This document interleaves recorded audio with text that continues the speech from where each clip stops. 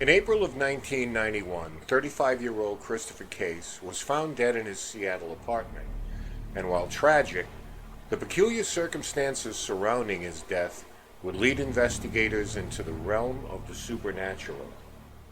Tonight, we're going to break down the events that led to Christopher's untimely passing and how witchcraft and a possible curse may have been responsible for it.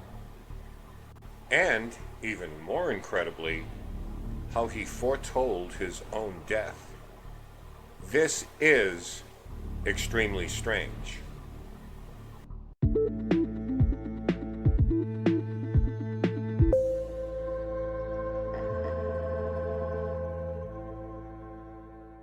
Christopher Case grew up in Richmond, Virginia, and his love of music led him to eventually become a DJ at a small radio station in Raleigh, North Carolina.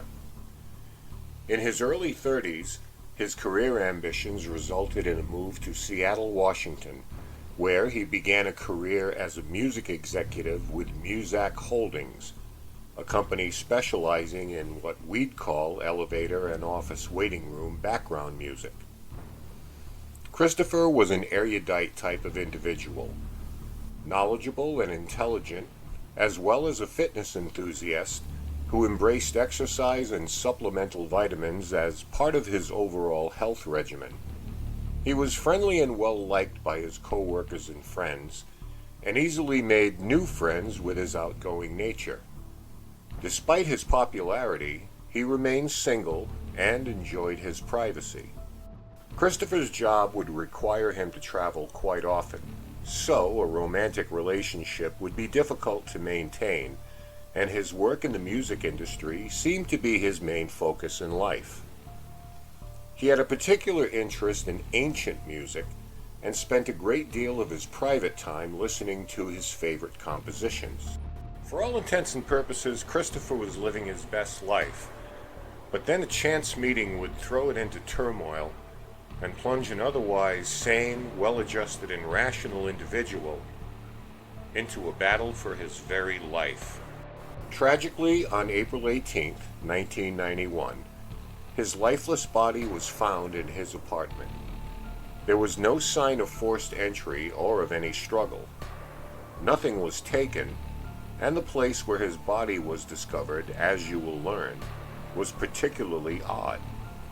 Not long after his passing, friends would tell police investigators that in the days leading up to it, he was calling them in a state of panic, telling them he was being pursued by something and that his life was in grave danger.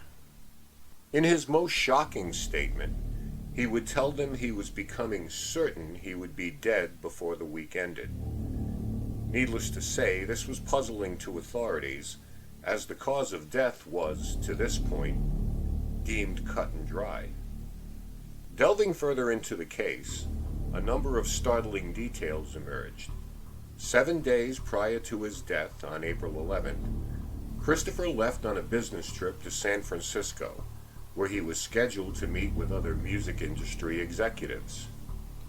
It was there that he was introduced to a woman some years older than him, who shared his love for ancient music and had a particular interest in Egyptian and Mediterranean works.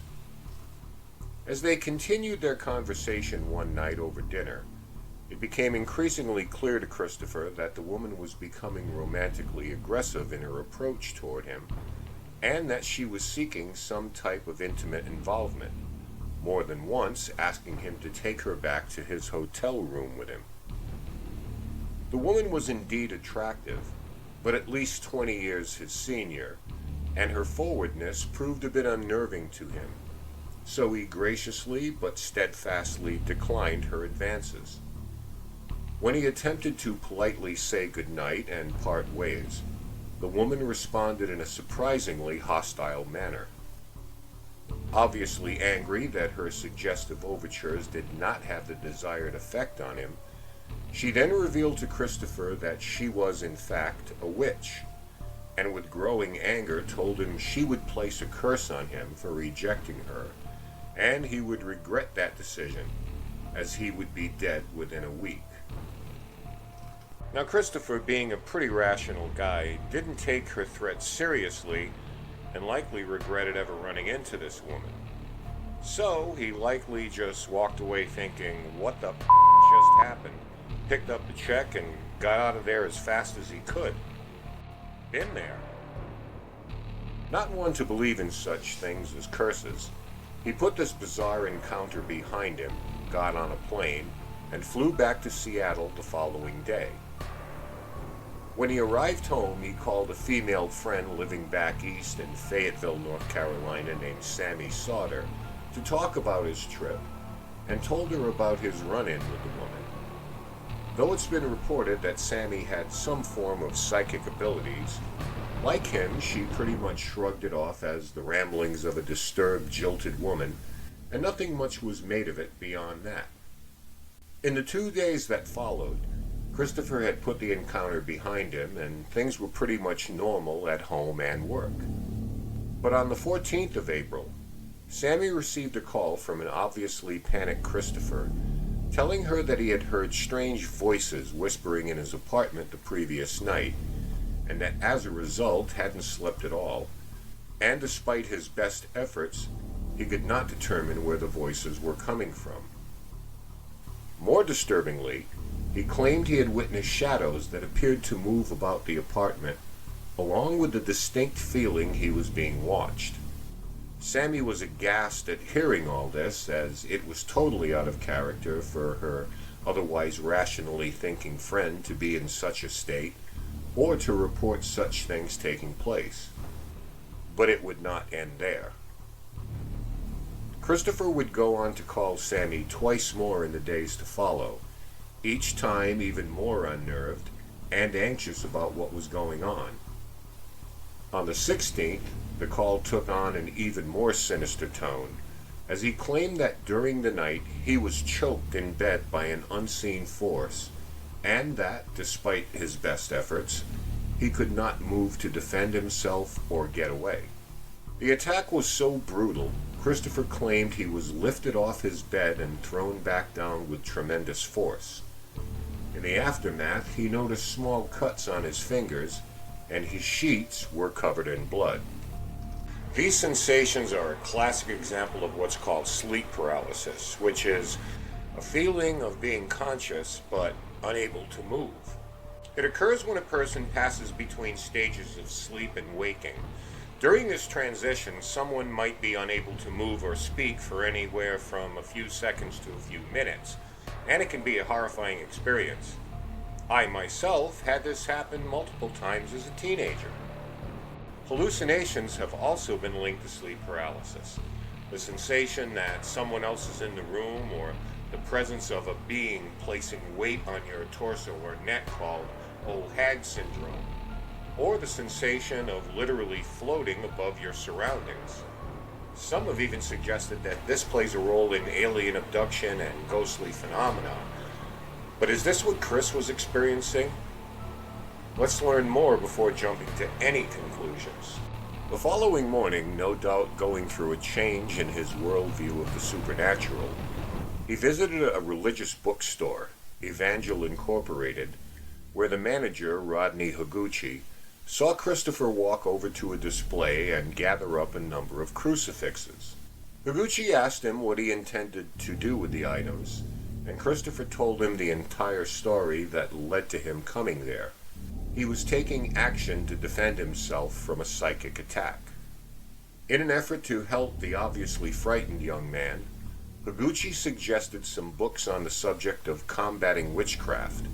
So with crucifixes and books in hand, Christopher prepared himself for the struggle ahead.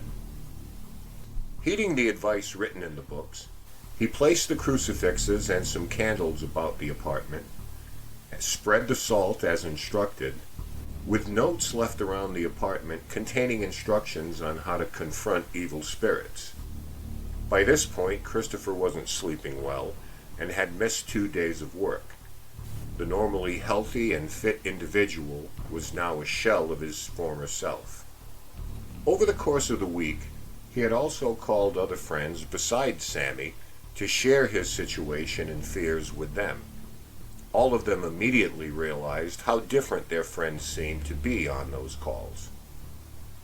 That night, something horrifying took place that was so unsettling that it forced Christopher to abandon his apartment and check himself into a hotel. It is unknown to this day what took place that evening. Sammy attempted to call his apartment the following morning, but there was no answer there. She was not aware he had left during the night. Worried about his well-being, she phoned the police and asked them to go by his place to check on him. When they arrived, they knocked at the door and called for him, but received no response, and had no probable cause to break into the apartment. They called to convey this to a now even more concerned Sammy, who, from her location across the country, felt increasingly more concerned about her friend. In the meantime, Christopher had left the hotel to pay a visit to a Catholic priest and returned to Evangel Incorporated where, visibly exhausted, he sought more advice from Rodney Higuchi as to how he might defend himself from his attackers. Higuchi dispensed what advice he could. Later that same evening, when she returned home, Sammy found a message from Chris on her answering machine. In an eerily calm tone, he explained that the previous night they had tried to get him, and that he was now certain that his life would end that night. By that evening, his fateful last words to his friend would ring true. After being contacted by Sammy again, and now with cause for alarm, the police entered the apartment the following morning, found a deceased Christopher Case fully dressed, kneeling in his bathtub with his head resting against the wall. The coroner was summoned, and his cursory examination concluded that Christopher had died of myocarditis. His heart had basically just stopped beating. But it is what the authorities found when searching the apartment that took the case in a wholly different direction. They saw the large number of crucifixes and burning candles placed throughout the home, salt having been placed at the entrance and spread along each baseboard, with piles of it in the corners, along with an array of occult-themed books present, as well as the instructional notes he had left himself. In various other rooms, the faint but distinguishable sound of religious-like music were heard playing. Is it possible that Christopher had literally scared himself to death? Had he fell victim to this growing belief that a curse had indeed been placed upon him by a mysterious woman he had met by sheer chance? Or is this a situation where an otherwise healthy and vibrant man succumbed to a coronary disease that, while relatively rare, can prove fatal if gone undetected? This has been the case for many young men and women, and even those participating in the highest form of athletics. It's also possible that prolonged use of vitamins and supplements could have led to his mental state and ultimately to his untimely death. Perhaps he also privately dabbled in recreational drugs, but that's purely speculative at best. Many of his friends and relatives have been vehement in their rejection of death by natural causes. Chris did not display any other symptoms of myocarditis like chest pain, dizziness, nausea, or difficulty breathing, or had visited a doctor to report them. This again was a man who was otherwise a fitness enthusiast and took his exercise regimen very seriously. They instead point to his deteriorating psychological condition in his last few days on Earth, and that he was not one who was deeply religious or who held the paranormal in any kind of serious regard. How then to explain his dramatic change in personality and temperament? Now, the woman who cursed Christopher was never investigated or found, mainly because he never disclosed her name to anyone before his untimely death.